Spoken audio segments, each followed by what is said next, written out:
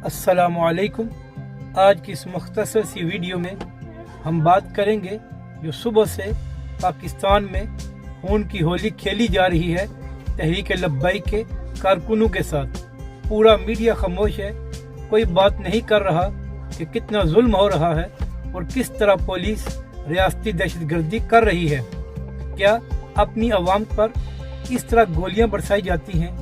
एक तरफ तो इमरान खान साहब तालिबान के साथ मुज़ाकरात के सबसे बड़े हामी थे और तालिबान वो थे जिन्होंने 70,000 पाकिस्तानियों को शहीद किया है, और एक तरफ ये तहरीक लब्बैक वाले हैं जिनके साथ खुद हुकूमत ने मुआहदा किया था कि हम 3 माह के अंदर करारदाद असम्बली में लेकर जाएंगे, मगर आज 6 महीने हो गए हैं, उस तरफ कोई अमल नहीं किया और तहरीक को निशाना बनाया जा रहा है।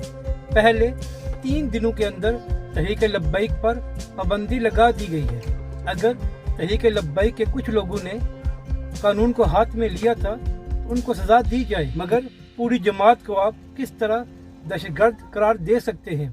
क्या इससे पहले इमरान खान साहब के धरनों में पीटीवी पर हमला नहीं हुआ, पुलिस वालों को फेंटी नहीं लगाई गई, या इमरान खान साहब के धरने के दौरान सड़कें ब्लॉक नहीं की गई।